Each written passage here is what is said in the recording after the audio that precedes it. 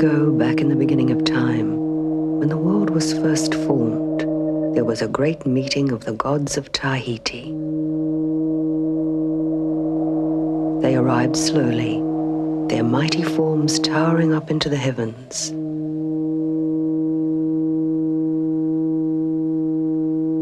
First came Tara, the creator, highest father of all the gods. From the depths of the sea rose Tane, powerful god of the ocean. From her celestial home came the goddess of the moon, Hine Tepo Temarama, to join this legendary gathering of the gods. It was decided at this meeting that the gods of Tahiti would give the gift of flying on the waves to the people of their islands. They would call it surfing. The gods agreed that Hine Tepo Temarama would come down from the moon and take on the shape of a mortal woman and teach the people this new wonder called surfing. Her new name was Hina, goddess of the waves.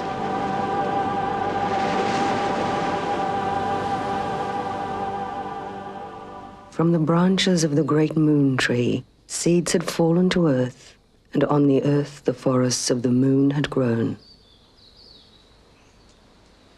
Hina called for the Tahua, the high priest, to find and bless a tree where the life force flowed with strength. He chose the Uru tree to make the first surfing board.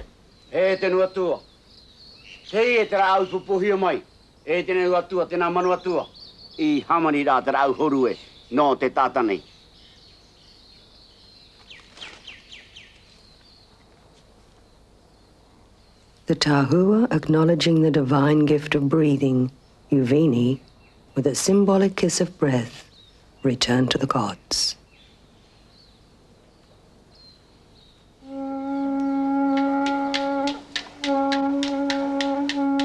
The board was made swift and tall, and at a time when the moon was right. Hina summoned the king to the sacred marae. She promised him an amazing gift.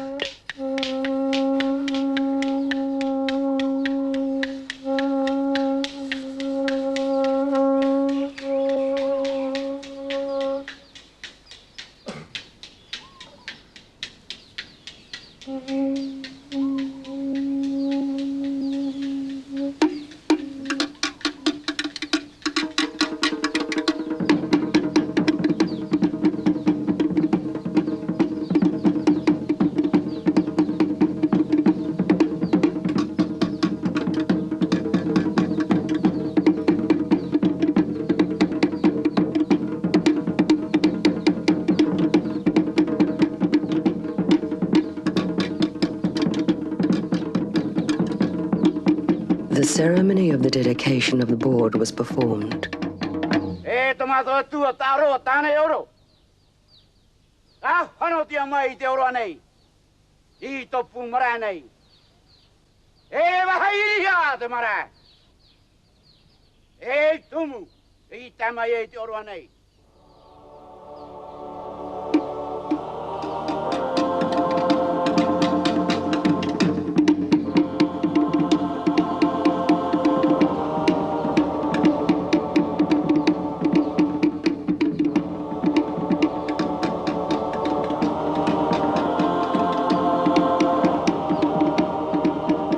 When all the rituals were observed, the gods were well pleased. The journey to the sea could begin.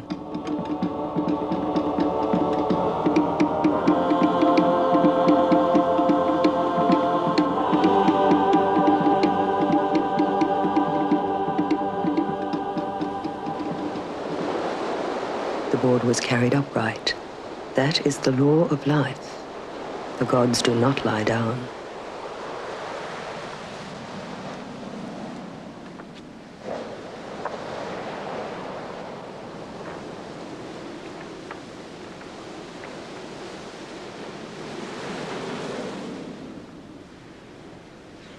Tomato tua taro tane euro. Dei e tau putaua.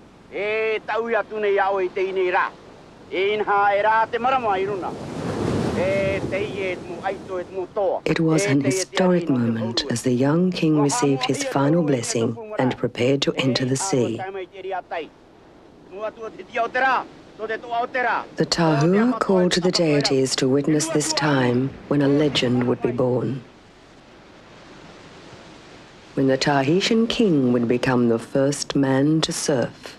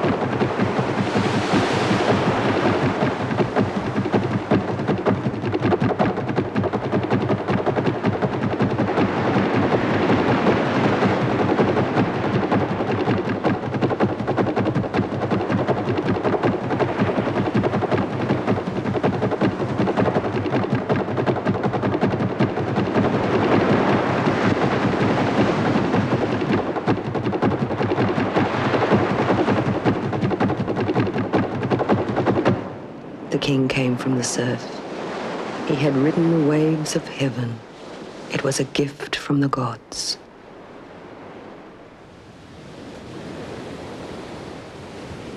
In the 18th century, when the missionaries arrived, they forbade this sport where men and women surf naked and with such sensual pleasure on their long surfboards.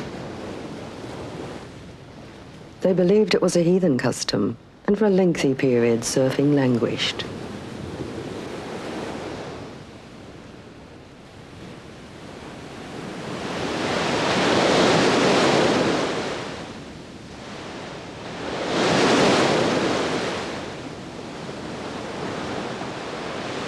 Surfing is again strong in Tahiti. The art of balancing one's body and mind in tune with nature and the sea is the birthright of the Tahitian.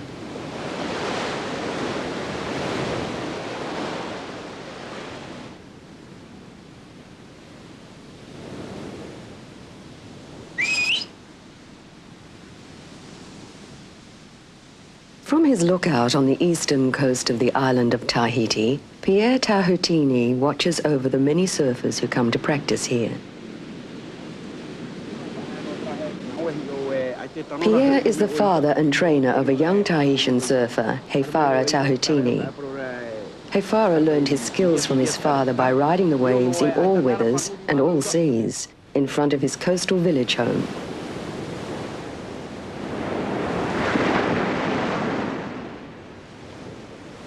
In 1990, he became amateur world champion.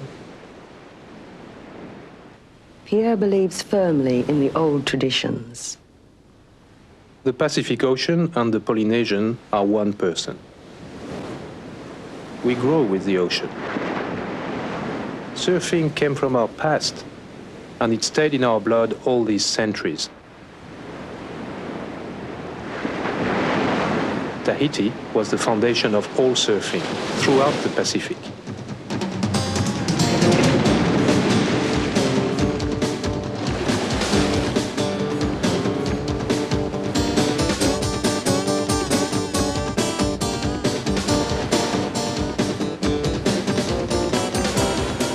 Captain Cook may have been the first Western man to witness Tahitian surfing. In 1777, he wrote, "I could not help concluding that this surfing man felt the most supreme pleasure while he was driven on so fast and so smoothly by the sea."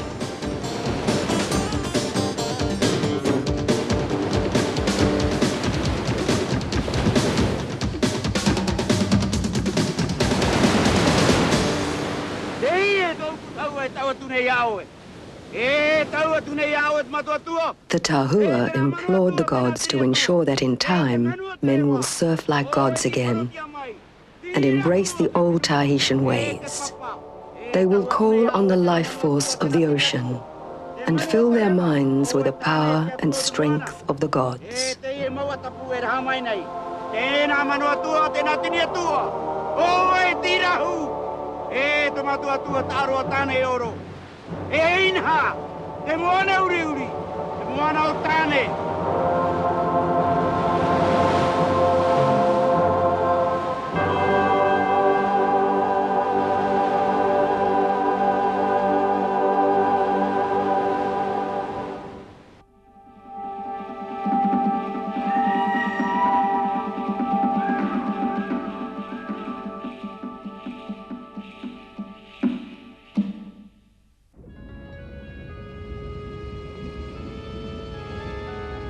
There are many mysteries of nature in the vastness of the Pacific Ocean, the giant upheavals of undersea earthquakes, the eruption of frightening waterspouts, and uncanny events that have no rational explanation. The men who make their world upon this ocean have created their own strange and unaccountable tales. The story of what happened on the ship Joyita is one of the most spine-chilling modern mysteries of the Pacific. The ghost ship Joyita, her disappearance, and subsequent events continue to disturb and baffle 35 years on. It all began on October 3rd, 1955. Later, everyone was to say they knew something terrible was going to happen. It was the strangest case I've ever been involved in.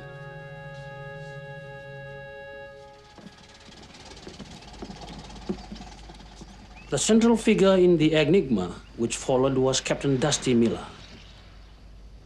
He had arrived in Samoa some months before, a stranger in town, a drifter, an adventurer. It was known that Miller was in desperate trouble. No one doubted his reputation for fine seamanship, but ashore he was reckless and a heavy drinker. He was deeply in debt and his marriage was breaking up. Then, of course, there was Williams, Mr. G.K. Williams, employee of Coxon and Company. Williams was carrying a great deal of money in cash to buy and trade in copra, a large amount to be carrying in a briefcase, over $100,000 in today's value.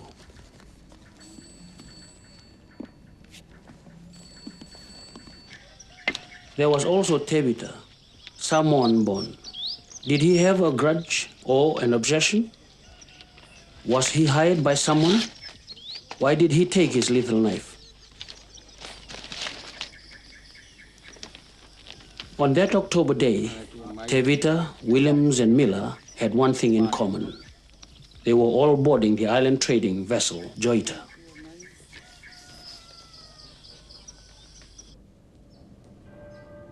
Western Samoa's capital, Apia, was off to its usual early start.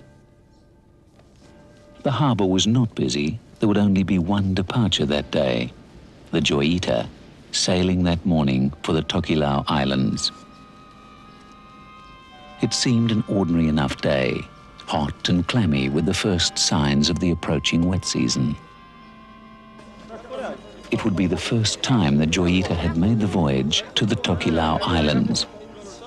The ship and its captain were unknown factors. Did the passengers know that this ship had a strange history of ill fate and misfortune? Right from the beginning, it had been damned. In 1931, during the Joyita's construction, a Portuguese shipbuilder had fallen from the scaffolding. His distraught widow placed a curse upon the ship.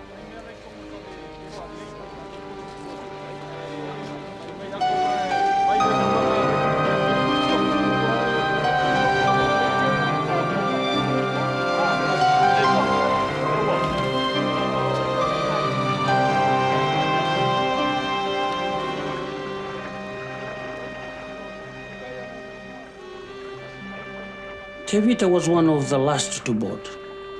Was there a reason for this? The passengers that day would not know that Tevita had a history of mental instability.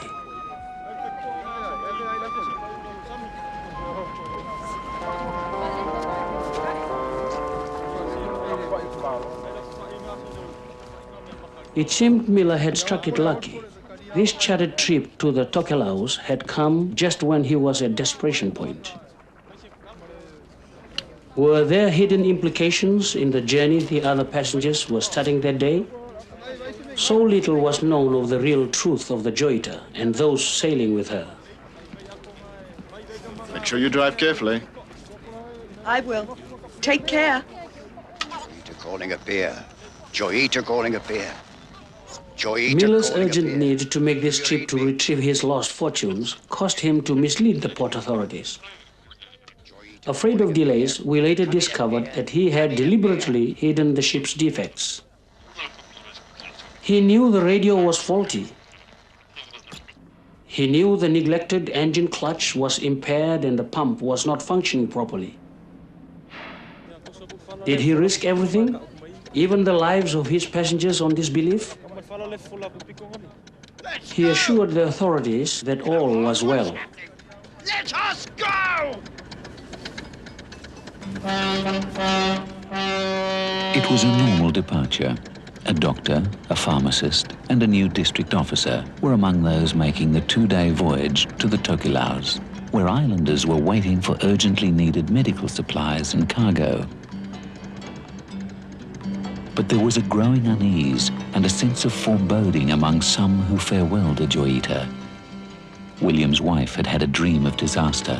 It came back to her as a sickening memory as she waved goodbye to her husband. Some of the Samoans were suspicious about Captain Miller. They distrusted him and had frequently seen him the worse for drinking.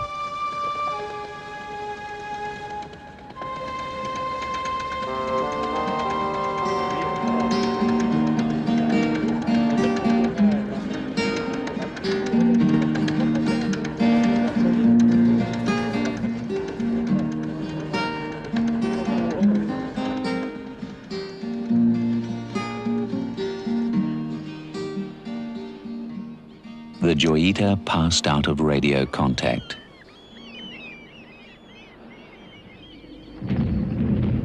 What happened in those days between the time she left and the surprising announcement by radio?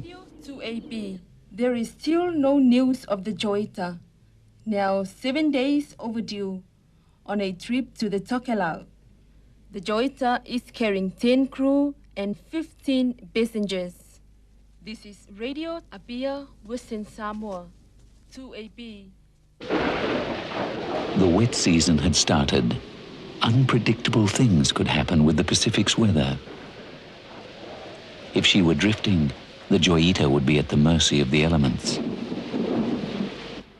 Concern was building. Tavita's worried parents, a deeply religious couple, turned to their Bibles for comfort and prayed for their son.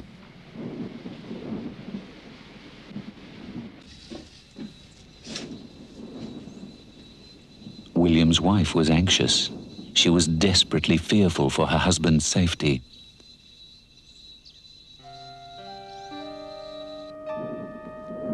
The days passed, then the weeks. Now there was a state of total alarm. The air and sea search continued. But for 36 days, the Joita passed from human sight.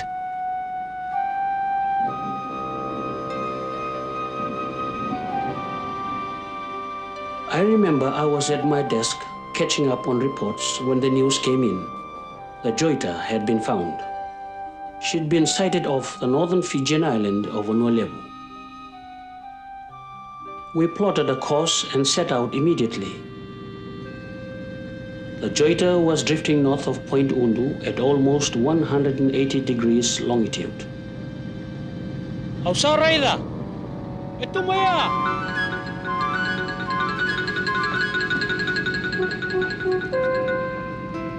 I remember my feelings of apprehension as we approached the Joita.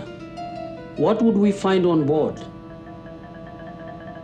It was now 37 days since she'd last been sighted. She was drifting like a derelict. She was nearly 1,000 miles off course.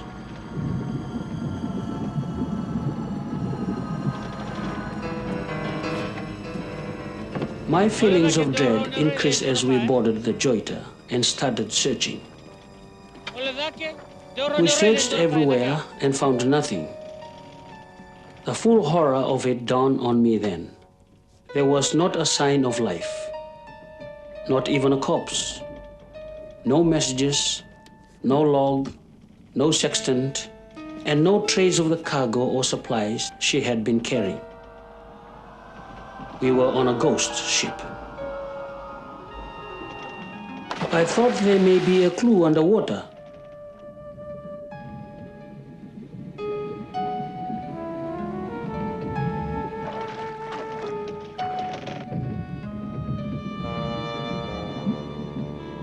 There was no sign of damage.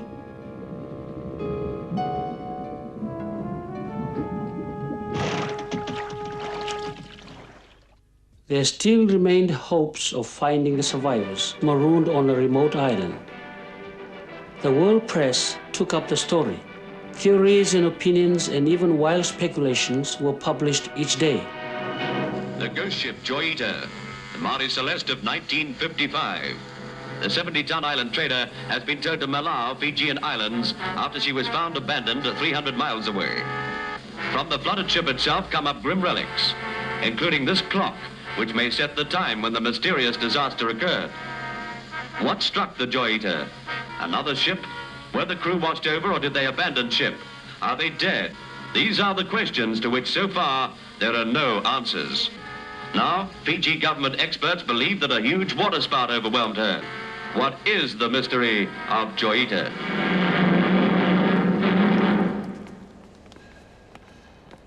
From Malau, the Joita was towed back to Suva for an extensive investigation.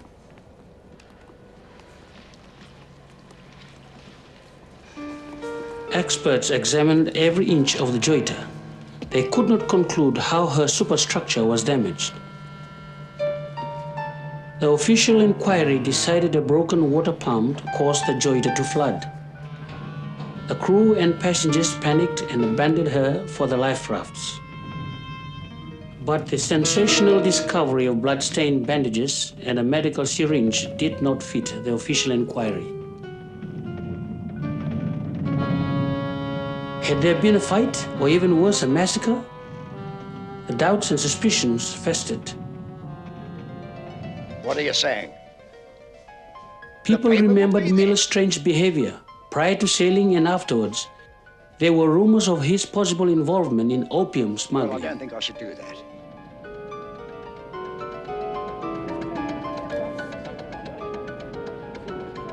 Did some small event upset the balance of Tevita's unstable mind? Did it trigger some violent reaction that sent him berserk? Another curious fact emerged. Miller had insisted on taking on 3 times as much fuel as he needed for the voyage. Why did he do this? Was robbery the answer to the riddle? The questions went on for months. They still go on. The Samoans firmly believed it was piracy. The Joita's men consigned to the sharks and the cargo plundered. But the truth is that nothing was ever found. No clues were ever unearthed to answer the questions. I still think that somewhere out there under the ocean there must be an essential clue yet to be discovered. But how to find it? In the long, endless story of the vast Pacific, the ghost ship Joita is one of the most eerie mysteries which it seems will never be solved. There is an old saying that the sea gives up its dead, but not in the case of the Joita. To this day, no survivors or witnesses have ever appeared.